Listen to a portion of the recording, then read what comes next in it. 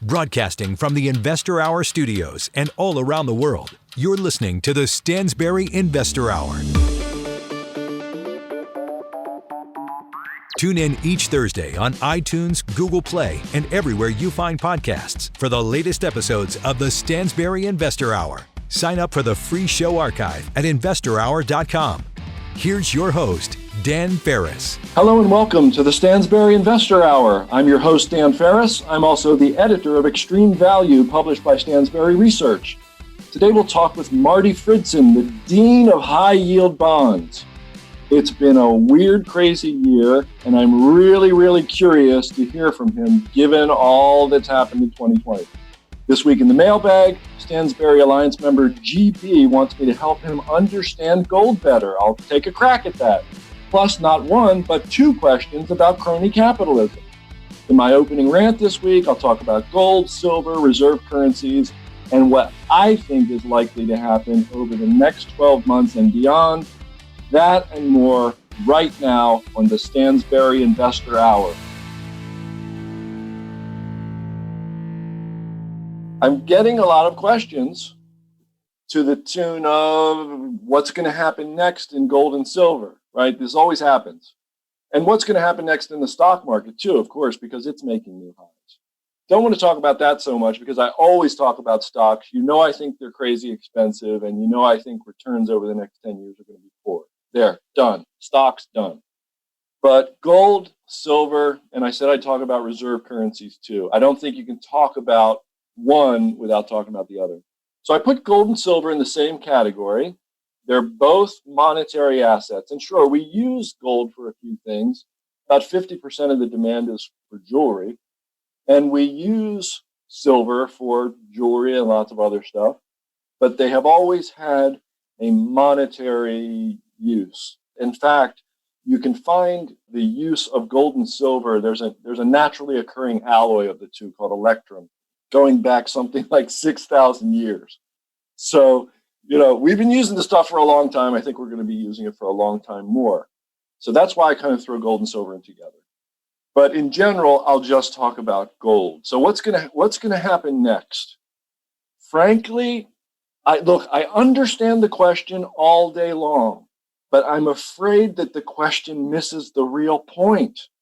The real point, and for me, the real question is it going to keep doing what I want it to do? Can I still hold it for the same reason I bought it?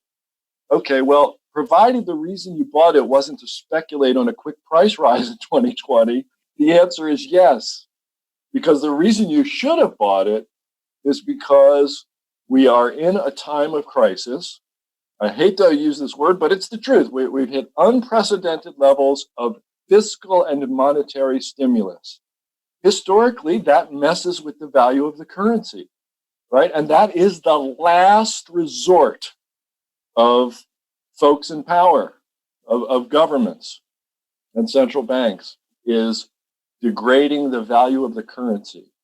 One of the oldest, and it may even be the oldest, one of the oldest pieces on an economic problem is by a guy named Nicholas Oresme, I believe is how you say that. He was a monk and a scientist, one of these sort of medieval monk scientist folks.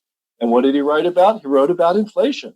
Really, he wrote about degrading coins. So we don't write about that anymore, but the ideas are the same, right? People in power, they're trying to push, economics around, and they wind up having to exercise this one last lever of degrading the value of the currency.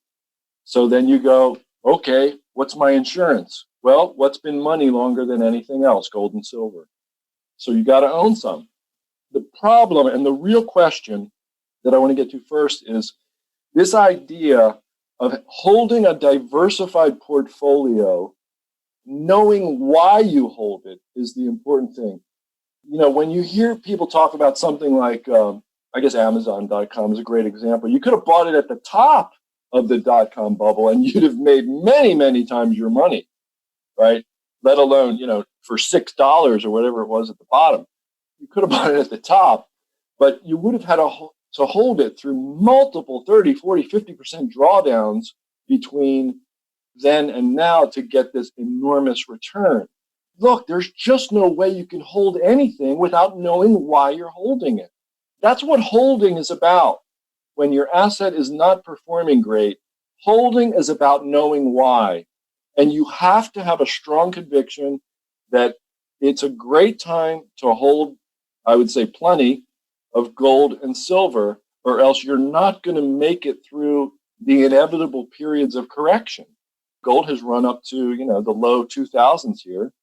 If you just, you could use the 70s as an example. Gold ran from, it was tied to the dollar at $35 an ounce. They ended the Bretton Woods agreement, and eventually it peaked at like 850, very briefly. And, that took place in less than a decade, or just about a decade. So during that time, there were multiple huge dips where the price in US dollars dropped 40, 50%. And you had to know why you were holding it in order to continue doing so. And you hold it as an insurance policy against the degradation of the currency. And so that becomes the real question. Is there going to continue to be monetary stimulus and fiscal stimulus, which will require further debt financing? And I have to say the answer is yes. In fact, our man Scott Garlis at Stansberry was sending around, his usual. He sends around a lot of stuff internally and publishes a lot of stuff externally. He's talking about, he says there's more stimulus kind of that they're talking about in Congress. So yeah, this is going to go on for a while. You can't shut down an economy without, a multi-trillion-dollar economy without, if you're a big government, without feeling like you have to fill in that hole you've created. Personally, I'm not selling any metal-related investment. Not selling gold stocks, not selling gold, not selling silver. And you have to continue to hold. But since we've had this run up, and especially in silver, man, it really took off like a rocket, didn't it? About time for those of us long suffering holding our silver coins. But you have to expect correction of some kind. You have to expect the price to fall.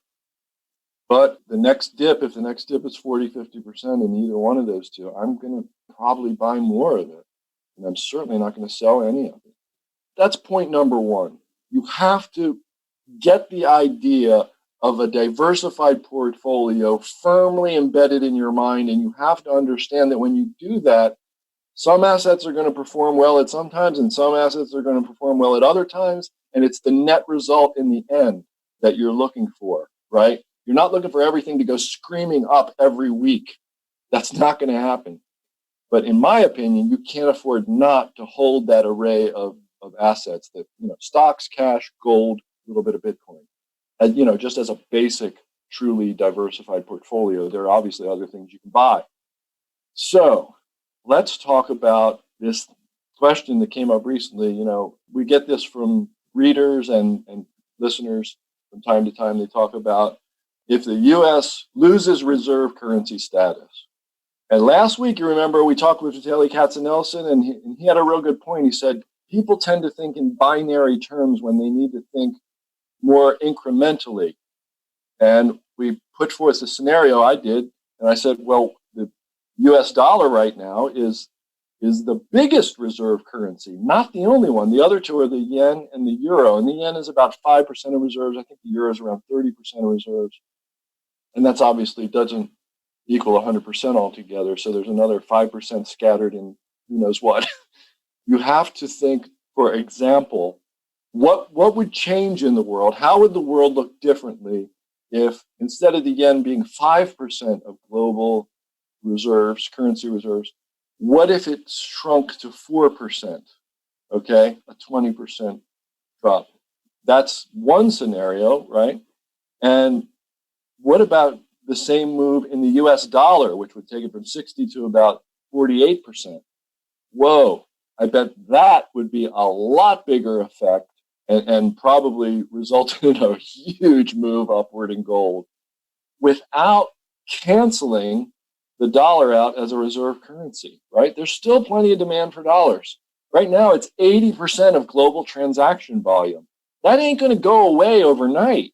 It's hard to sell anything, especially financial assets, without buying dollars. And even if you don't buy them in the initial sale, you often have to wind up buying them later. because so many people use the dollar. So it's hard to get away from it. And then when you say it's hard to get away from the dollar, well, why is that, Dan? Why is it so hard to get away? Because it's hard to replace the U.S. economy in the global scheme of things. And you say, well, what about China? They're up and coming. True, but you have to really look at the difference between China and the United States. Can you really see China replacing the United States as the number one economy in the world? Right at this moment, I don't see it. I think the understated, wonderful thing about the United States economy is that it's not planned from the top down. Now, it has increasingly been planned from the top down, especially from about the 1930s onward. The 1930s were really, that was the seminal event, right? Before that, it wasn't assumed that the government should stick its business into anything necessarily. You know, if companies went bankrupt, they went bankrupt, even if it was a big company, right? It wasn't necessarily assumed that the government would stick its nose into all aspects of American life until the Great Depression came along, and the sentiment was so poor and so many people were out of work, largely due to really horrible government policies, perversely. And people said, you know, do something. We want the government to do something, right? So we do have more top-down management than ever. But still, on net balance, we have this economy where millions, tens of millions, 100 million people are making decisions from the bottom up for themselves, right? The government of the United States does not go into multiple towns and say, you people are all going to move to the city. And we're going to make you move into the city, and we're going to level all these houses that you live in. We just don't do that. And China does that, right? They tell everybody what to do and where to go. And of course, I'm sure we have listeners who know China and are familiar with China, and they're, oh, that's not the way it is. But it is. They don't have one of the essential pieces, in my humble opinion, that makes markets work is entitlement to property, private property. That is the ultimate decision, right? This is my property. I'm going to do with it as I please because I have good legal title to it. There's a guy named Hernando de Soto who wrote a whole book about this called The Mystery of Capital, right? And the point is, it works, markets work when you have good title to property. And you can't get that in China, not really. You can get like development rights. You know, you can get the right to do things with land. But you don't really own it, you know, because it's a top-down command control economy. In my opinion, that creates limits to things like entrepreneurialism and innovation. Sure, there are entrepreneurs in China. Yes, I know there are big businesses, Jack Ma, et cetera, et cetera. But I think, the United States way is just naturally better at creating a more robust economic system, and that's really ultimately what's behind the US dollar. So sure, is the currency mismanaged? Is the central bank kind of a giant machine for creating huge systemic risk and tail risk in our economy? Yes. We had Amity Shlaes on the program weeks ago, and she said, she quoted, I think it's Adam Smith actually, that she quoted, there's a lot of ruin in the nation. There's a lot of ruin in the nation. There are a lot of bad decisions made at the top. But still, I, for one, I'm a free markets guy, and I would have thought, man, the way the government has messed with the free market, especially over the last 90 years or so, we'd have been, Soviet America by now, wouldn't we? No, absolutely not. It's just that ability of millions and millions and millions of people to make their own decisions supports the United States dollar as the reserve currency. And it's really hard. That self-organizing lattice work of the economy supports the currency in a way that is more robust than I ever could have imagined, right? You can beat the crap out of this thing. Talk about take a licking and keep on ticking. I mean, the United States government hasn't destroyed this economy yet. Are you kidding me? Right? Therefore, I don't talk about the United States losing reserve currency status as a binary thing, all or nothing. However, over time, it will continue to be mismanaged, and there will continue to be an assault. It will continue to be the last resort of the Federal Reserve and the U.S. government. But ultimately, I don't think we lose our reserve currency status. It may be a smaller portion of foreign exchange reserves, but I think it's going to be bigger than the yen, certainly, and bigger than the euro. So that's where I am. You hold gold and silver. You don't get sucked into binary thinking about the reserve currency status of the US dollar. And, I told you what I think is likely to happen over the next 12 months and beyond is more of the same, right? Plus the added feature of we're going to get a correction in gold and silver in US dollar terms. We have to. It's just normal stuff. Gold and silver are volatile. But I do think with the advent of Berkshire Hathaway buying a stake in Barrick Gold, I do think we're on the bleeding edge of the sort of generalist institutional investment community starting to say, you know something, Dan's right. None of them know who the hell I am, but Dan's right. We need to own some gold because, hey, after all, Warren Buffett owns, some of Barrick.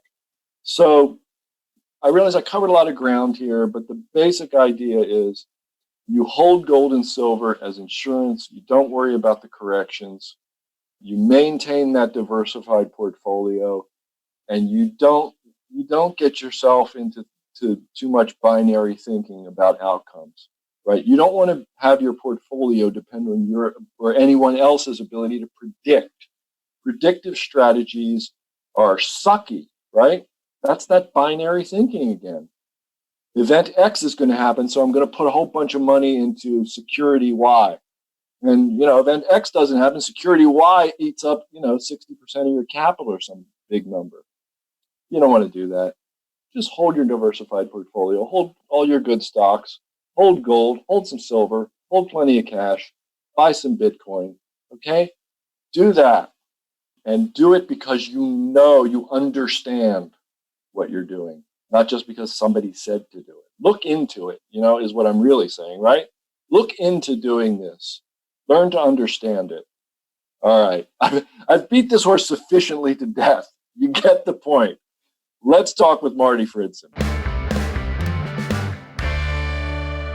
Hey guys, I want to tell you about a setup in the markets that I believe could grow your wealth for decades to come. I've only ever seen this setup happen 3 times going back to 1991. As you know, I'm a value investor. I'm always looking for opportunities that will help my subscribers grow their portfolio and their wealth. Every now and then you find that opportunity, and if you take advantage of it, it can be life-changing. Well, I believe I found that opportunity once again. The reason I'm so passionate about this is because I have used it myself to grow my own wealth. The setup that I see coming could ultimately hand you 16 times your money. In my 20 plus years at Stansberry Research, I have only seen this a couple of times. You're not going to want to miss the video I put together. This video shares my story and how I grew my wealth using this exact opportunity. There are parts of this story that are very personal and even a bit embarrassing. But even though it makes me a little uncomfortable, I know sharing this could help a lot of people right now. Be sure to log on to www.investorhourvalue.com to listen to my story of growing my wealth and how you can do the same. www.investorhourvalue.com. Okay, it's time for our interview. This week's guest is Marty Fridson. Marty Fridson is the Chief Investment Officer at Lehman, Livian, and Fridson Advisors, an SEC-registered investment advisor, and a widely respected fixed income analyst. He is one of Wall Street's most thoughtful and perceptive analysts. In 2000, Marty became the youngest person ever inducted into the Fixed Income Analyst Society Hall of Fame. Financial Management Association named him its Financial Executive of the Year in 2002. He's been dubbed the Dean of the High Yield Bond Market in conjunction with being voted to the Institutional Investors All-America Research Team. In 2013, he served as Special Assistant to the Director for Deferred Compensation in the Office of Management and Budget in New York City. A respected author, Marty has been ranked in the top 10 most widely published authors in finance from 1990 to 2001. In 2000, the Green magazine called Fridson's Financial Statement Analysis a practitioner's guide, quote, one of the most useful investment books ever, end quote. I totally agree. It's a great book. I have it right in front of me as we speak. The Boston Globe said his 2006 book, Unwarranted Intrusions, The Case Against Government Intervention in the Marketplace, should be shortlisted for Best Business Book of the Decade. Wow, I'll have to read that one. Welcome, Marty Fridson. Thank you for being here. Terrific to be with you. So, Marty, we just have to check in with you. I think it's been almost exactly 1 year, just about 1 year to the day since we spoke with you, and things have changed a little bit, have they not? It's been quite eventful, to say the least. Yeah. Who saw 2020 coming? Just about nobody I've ever heard. No, it's a reminder to remain humble about predicting the future. There are things that come out of left field and theoretically should be reflected, those unforeseeable, really off-the-wall kinds of events. It should be embedded in prices in theory. A little hard to prove that one way or the other, really. But we certainly had a sea change right around the beginning of this year. Right. So, in a heartbeat, the Fed knocked, I can't even remember. It's like just a couple hundred basis points, I guess, or close to it, off the Fed funds rate. And boom, here we are with the 10-year yielding something like 0.6%. And the S&P 500 yield like 3 times that, weirdly, which just hasn't been in a long time. Since like the early 40s, you haven't had that ratio. But what I wonder is, so much for equities. They're hitting new highs as we speak. And I mean, they look really expensive to me, but I want to take another step or two up the capital structure into your bailiwick and ask you, has the same thing happened in high yield? Have you just seen, opportunity kind of evaporate and spreads close up, or what's happening there? Yeah, we've had a tremendous rebound from the low on March 23rd.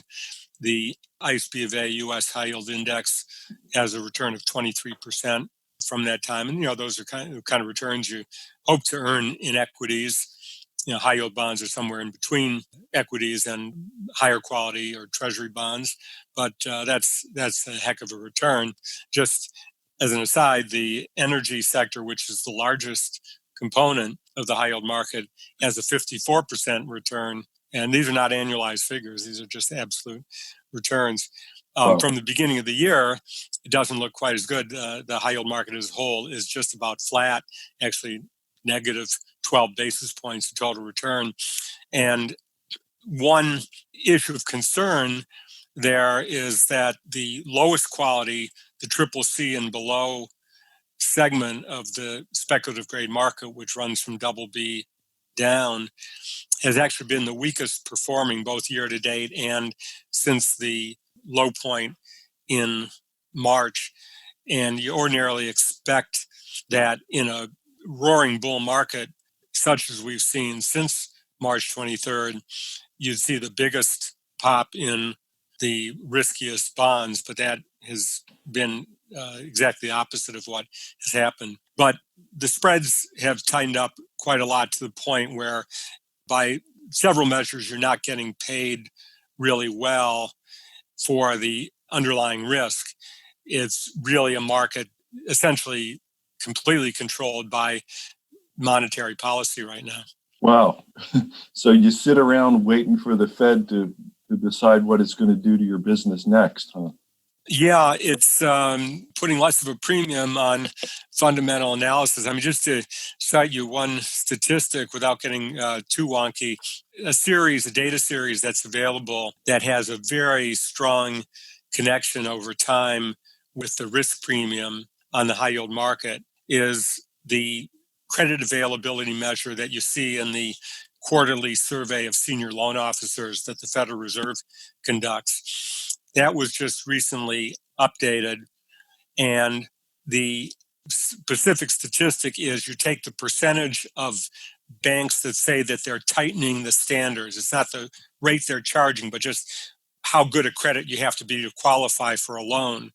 You take the percentage that are tightening those standards and subtract the percentage that are easing that standard. And that difference jumped from about 41% to 71%. So almost 3/4 of the banks are currently tightening their standards on loans, and none, zero, that are easing the standards. Now so it's 71%. In the past, when that percentage points were measured 60 or higher, now it's 71. But in the past, when it was 60 or higher, the difference in yield between the high yield index and treasury bonds was never less than 16 percentage points or 1,600 basis points. Currently, that differential is 5 percentage points.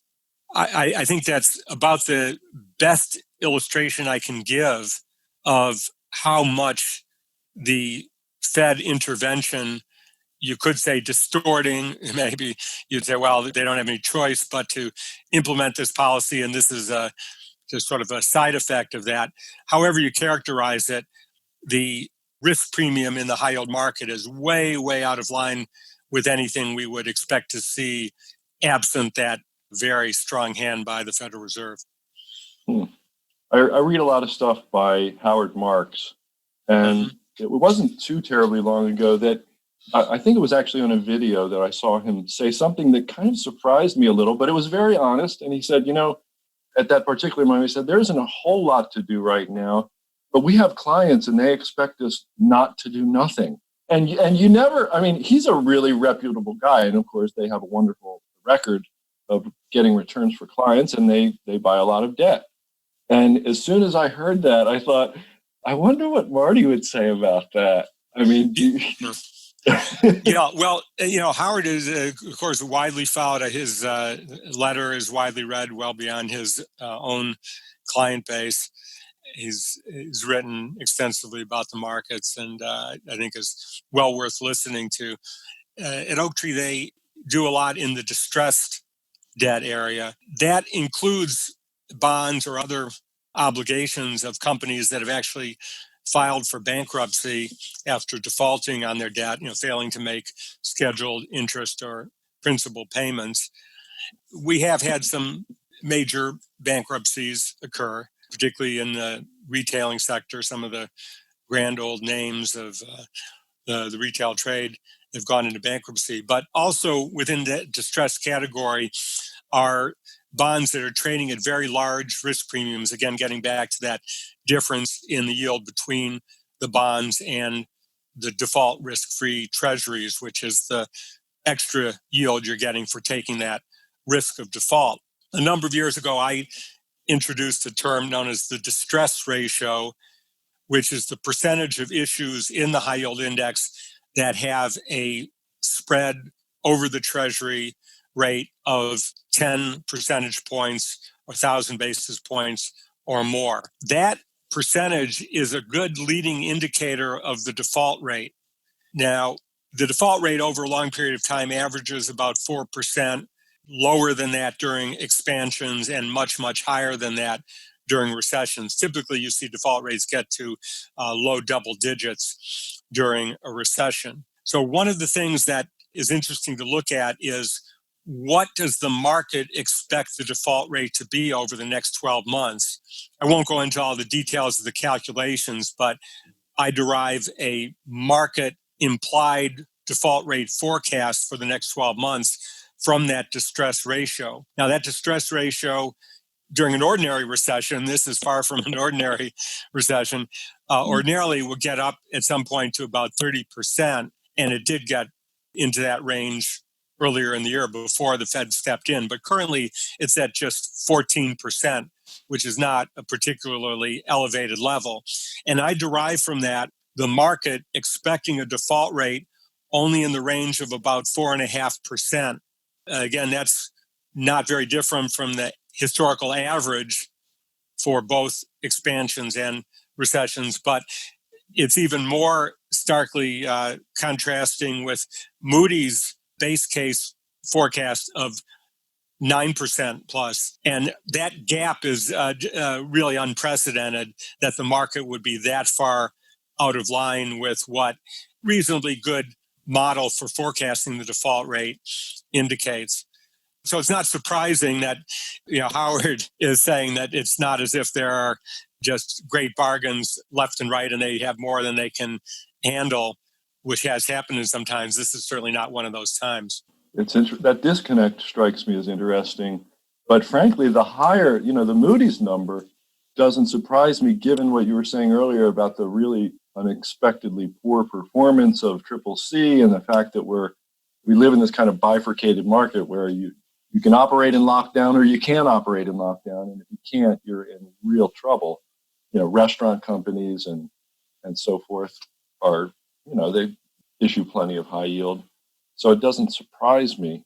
I mean, where are you in that difference? I mean, do you think 4.5% it makes more sense than 9 or not?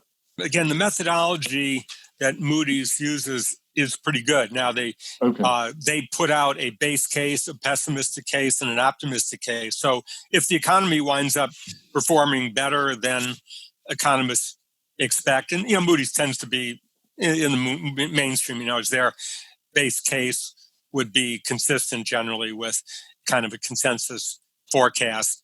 And they're not necessarily striving to do that exactly. They have their own economic forecast. But my observation is that they're not, that far out of the pack as far as that goes. So I think it's very realistic to expect that we will have something on the order of a 9% default rate over the next 12 months. That may be coming down a little bit as some of the economic numbers come in a little better. But I think that the market's forecast is unrealistically low, but just a reflection of not allowing some of those bonds to trade at a level that reflects a significant near-term risk of default because there is just such a hunger for yield. I mean, if you've got a treasury market yielding well below 1% and you need to generate income as part of your portfolio, you have to make your choices from those that are available. There's a lot of criticism of portfolio managers currently saying, well, they're being unrealistic. They're foolishly buying paper at yields that don't adequately compensate you for the risk. And I would observe that it's a lot easier to sit on the sidelines and criticize than to manage a portfolio or to manage monetary policy from that standpoint, because there are also severe critics of the Fed. Again, if you're managing a portfolio and you don't have the option as the manager of a high yield bond mutual fund, for example, of sitting in cash while you wait for better opportunities to arrive, that is just not an option that the mutual fund shareholders are willing to afford you. So you have to make the best selections from what is available, even including some that look like they could very well run into severe financial difficulties in the space of 12 months. It sounds to me like the author of Unwarranted Intrusions, the case against government intervention in the marketplace, is a little sympathetic to, what the Fed kind of thinks it needs to do.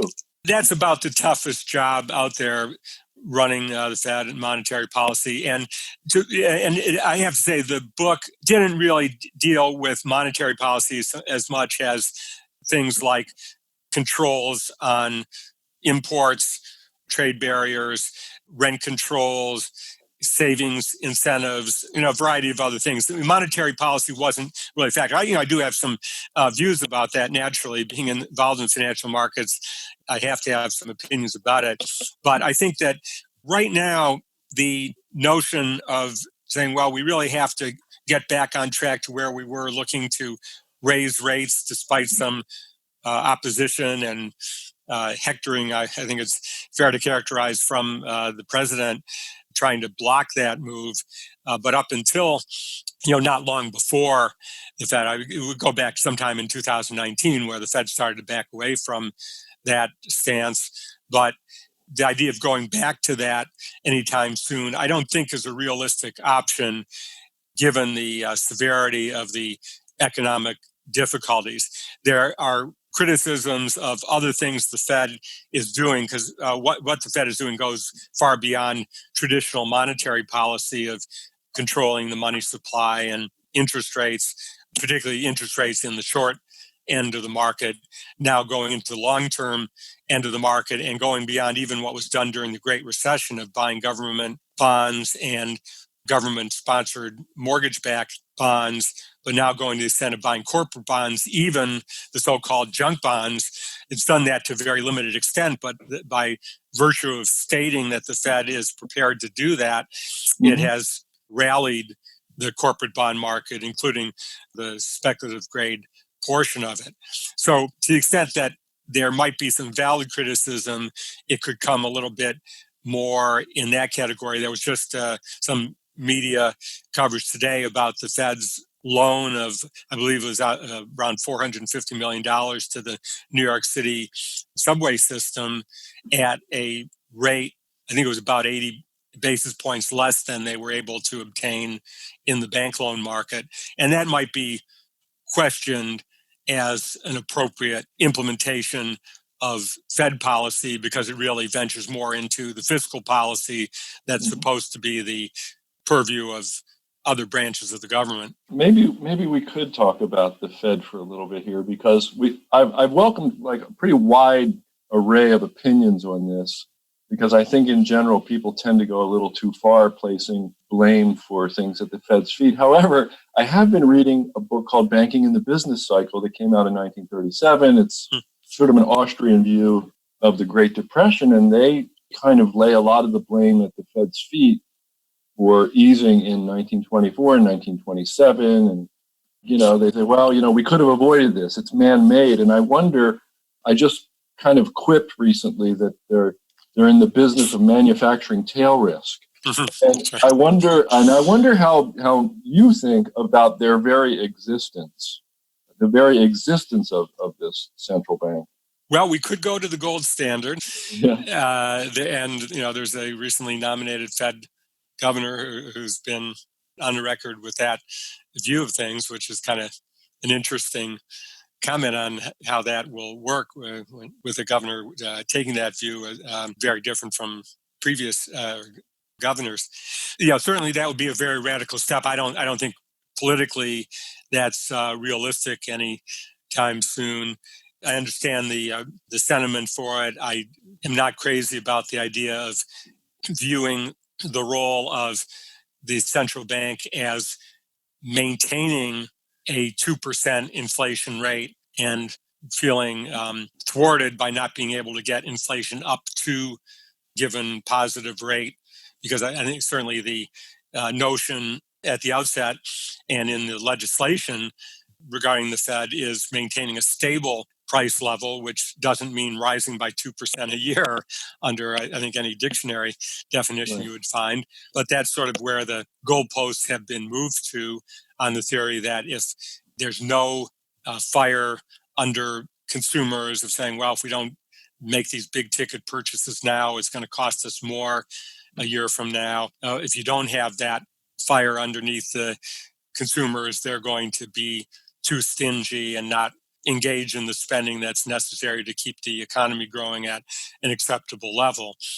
A lot has entered into, one thing you point to is that there's nothing in Fed authorizing legislation that talks about the exchange value of the dollar. That's certainly the Treasury's concern if it's to be managed at all. And yet it would be unrealistic to say that the Fed doesn't pay attention to that or to the level of financial markets, which is not in the legislation either. But the Fed is subject to political pressures. Ultimately, if Congress were to become sufficiently dissatisfied with what the Fed was doing, it could greatly restrict the Fed's authority, which is certainly not something the Fed wants. And I think that a lot of economists would also, not favor tying up or restricting the Fed's range of activity. If you're not in favor of just doing away with the Fed or going to a sort of an intermediate step, which would be a more formula-driven setting of level for interest rates, giving less discretion to the Fed in that process. And that's also a proposal that's seriously discussed. If you're not for that kind of somewhat radical change in how the monetary policy is managed, you should be able to explain why you're not in favor of it. So I think it's absolutely appropriate to raise those questions from time to time. Okay, well, I appreciate that. So I want to come back down from 30,000 feet. I think you're a practitioner. I want to sort of milk that for my audience as much as possible here. And we talked about Howard Marks not finding things to do, but telling the world, hey, my clients expect me to do something. Are you finding things to do? Are you finding securities to buy? Yeah, well, let me clarify that. Our money management business is not a high yield bond fund or anything of the kind. We manage money for individuals who are interested in generating income primarily. They also want to preserve their capital, grow it over a longer period, but their number one objective is generating a high level of income. And that's not easy to do currently because of the low level of the underlying treasury rates. But we do find opportunities in categories such as preferred stocks, closed-end funds that use leverage to boost the yield over whatever is underlying in that portfolio. We use real estate investment trusts. We've been doing less in the master limited partnerships, which are primarily in the energy sector for a variety of reasons. But we find that in a diversified portfolio, we're still able to generate the kind of 5% or so yields. That'll vary a little bit with the risk profile of the particular investor. But we feel comfortable with instruments that we find that are higher yielding within the range of what we own because of that spreading of risk. We're not putting more than 1 or 2% into any individual name. So we are mindful of that kind of out of the blue surprise that we talked about earlier in the program that could affect any security out there, but we're limiting the exposure to that happening in any idiosyncratic way in a particular name. Wow, it's interesting for me to talk to a whole bunch of people who manage other people's money and to hear all of them, just about every single one of them, quickly getting to the topic of risk management in general, but position sizing. Yeah. They don't want to own too much of anything. A lot of them want to have gold and they want to have, enough cash. What about cash? Do you keep plenty of that on hand these days?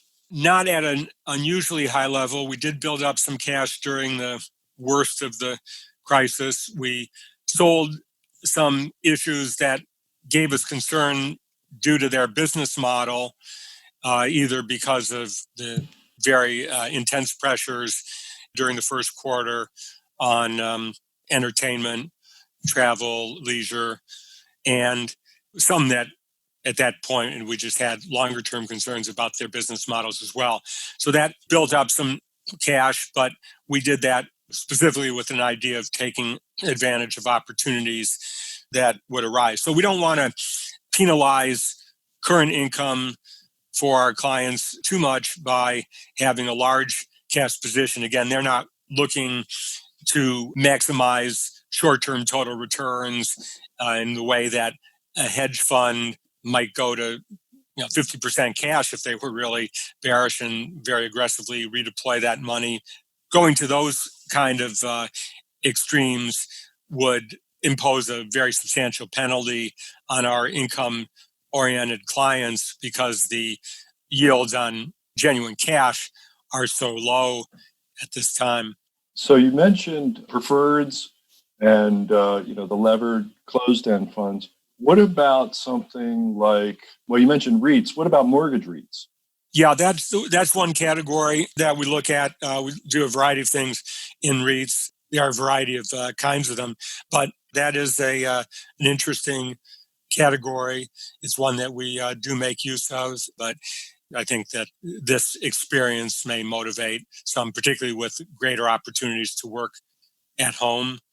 The residential part of the mortgage market, it has some positive characteristics, somewhat greater concerns, sort of the flip side of that on the office sector, the malls, shopping centers, where we've had some concerns. We've, for a long time, well before the current crisis, had focused on the higher end malls with strong anchor tenants, just because the move toward online retailing and the obsolescence of a lot of retailing space was already becoming apparent going back some time.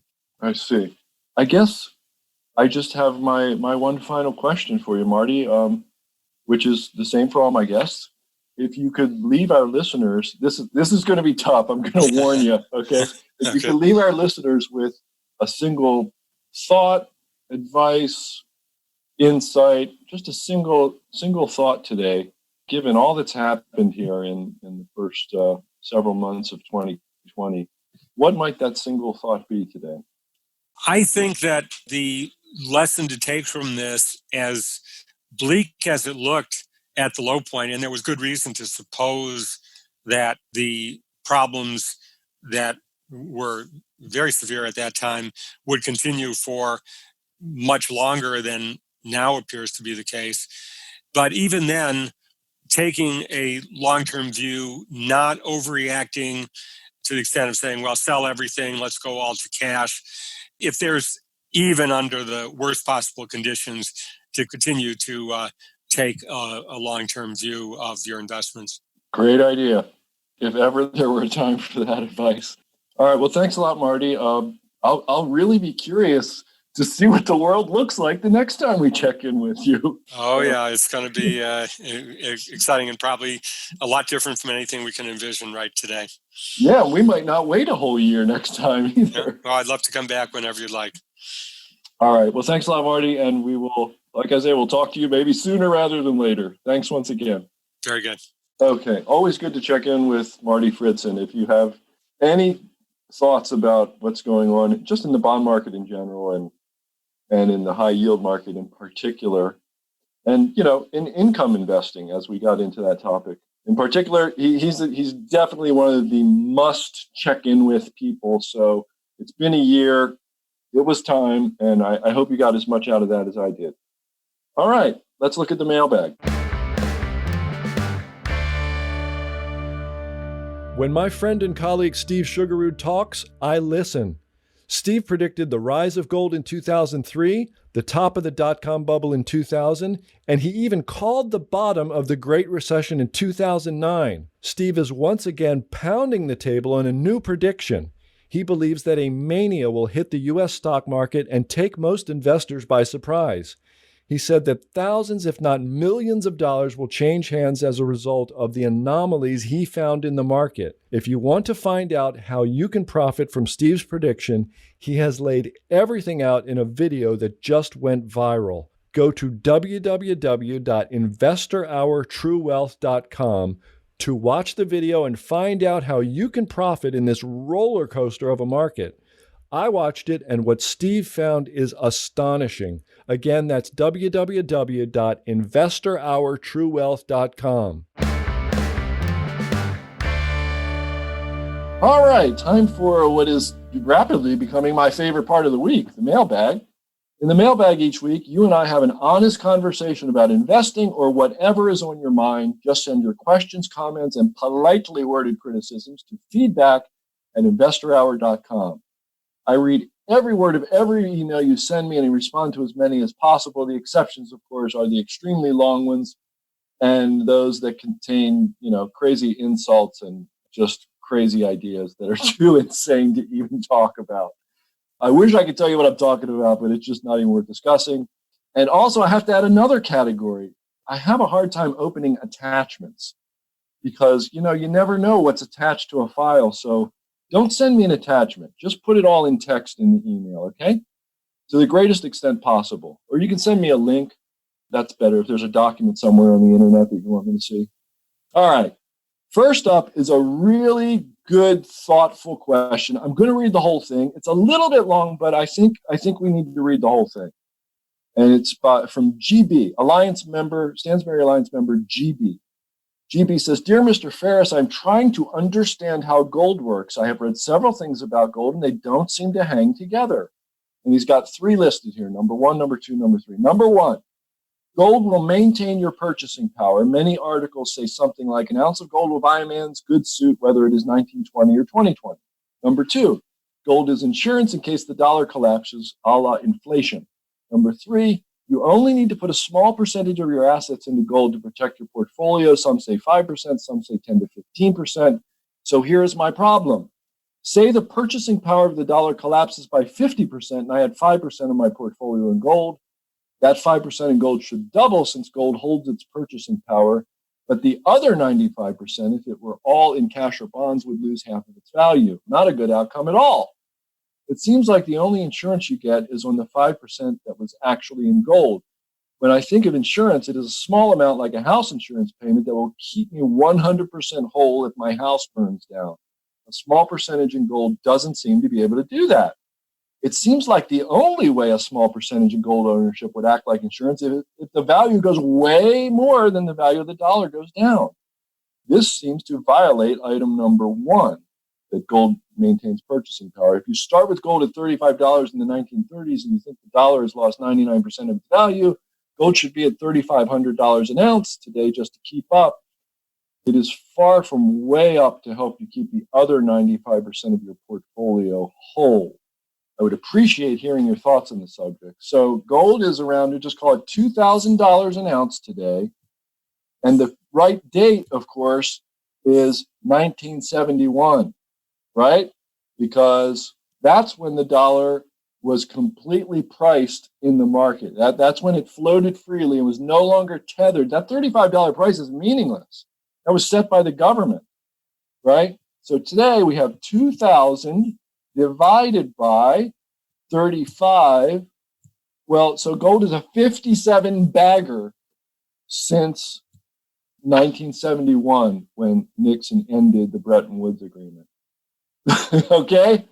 So gold has gone up a lot more. The dollar's down, I think, about 80% since then, or 60%. It depends. There's different calculators online, but a couple of them said 80, 85%. Done. So gold did its job and then some. It's been one of the best performing assets of the last 20 years, which, is basically the era of huge, hard central bank easing and interference all over the world. I would say it's done a pretty bang-up job, especially the last 20 years. But the time that gold has floated freely and can be priced in whatever fiat currency you like, it's done great. To me, that's how I think about it. I can't go back to 1930s with $35 an ounce because that price is set by the government. We don't know what the price was during the data. It's like looking at economic data or unemployment data during World War II.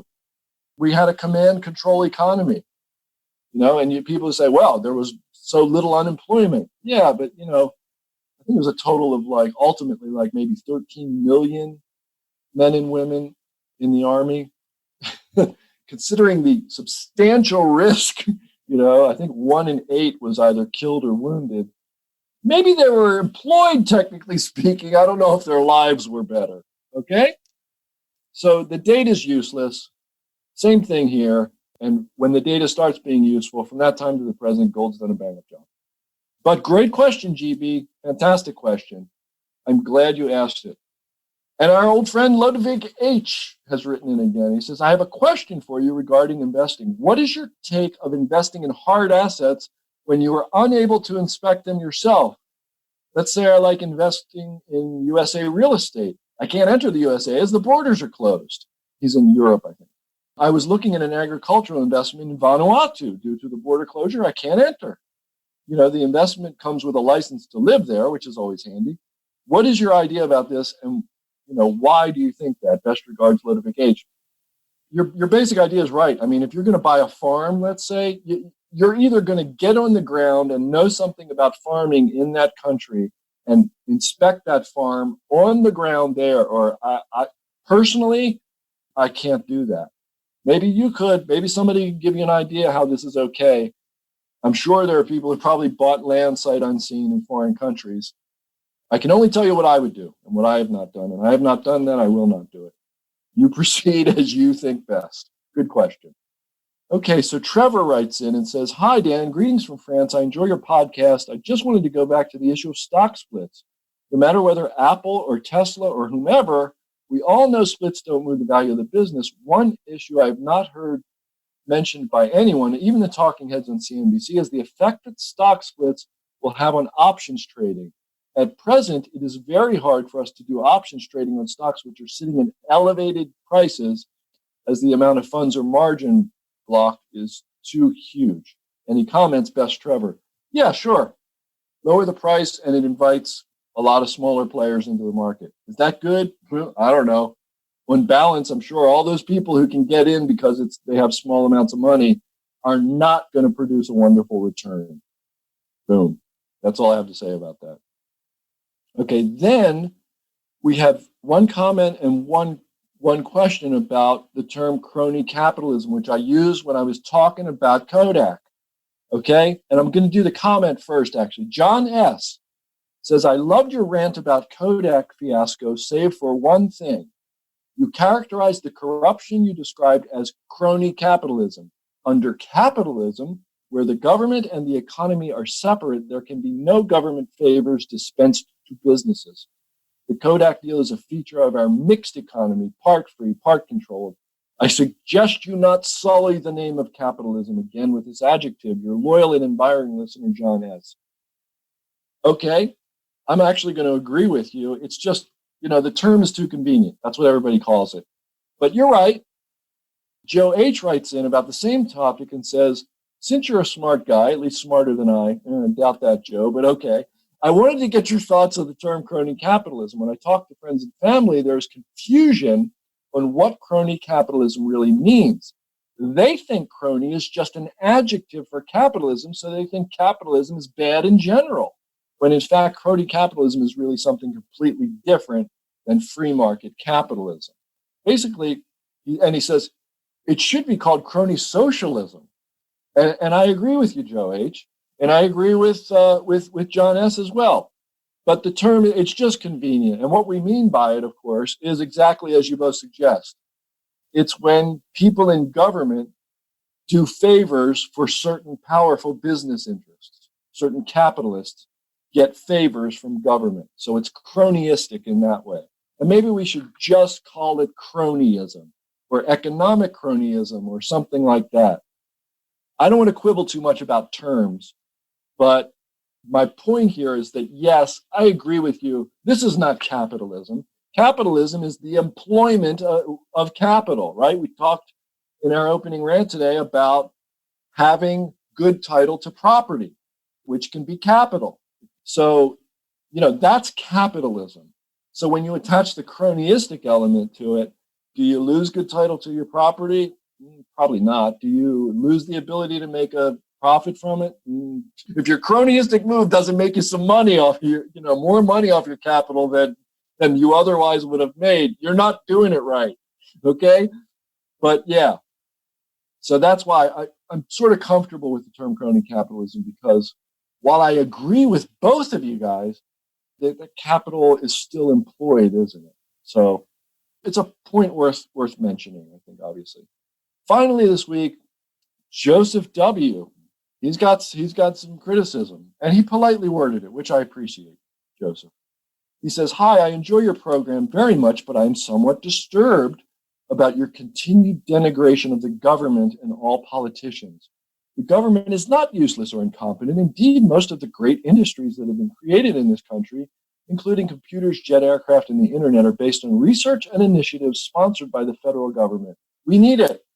And all politicians are not alike. The reason the printing money and increasing the balance sheet of the Fed is such a problem is because we ran budget deficits at times when we shouldn't have. And I must say Republican politicians ran huge deficits at times when they didn't need to, mostly by giving tax cuts, which were unnecessary to the wealthy that didn't need them.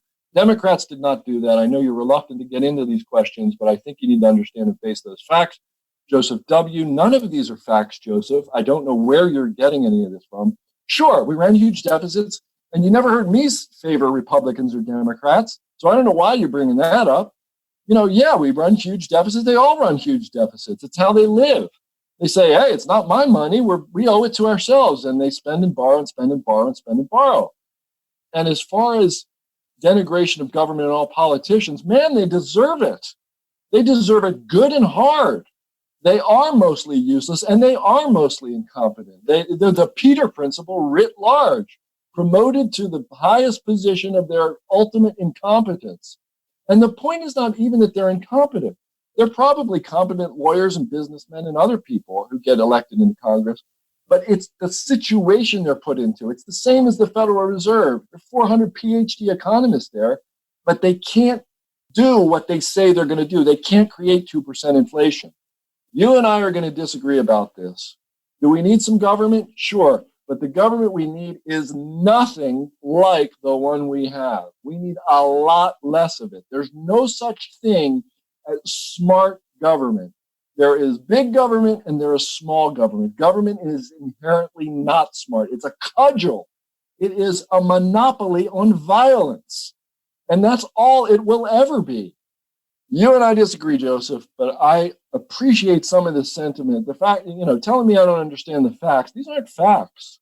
And this idea you have about great industries based on the research and initiatives sponsored by the federal government, wrong. That's so wrong. Computers, jet aircraft, internet, they were all created by private individuals. Yeah, sure. They may have been enticed and incentivized and otherwise pressed into government service, but the government didn't do any of this. The government doesn't build roads and do things and make productive assets.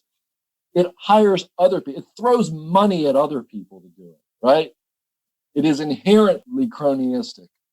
So this idea that the government has created all the internet and all this, like Al Gore and the government created the internet, right, Joseph? Wrong. A bunch of freaking hackers. Tim Berners-Lee gets more credit than anybody, I think.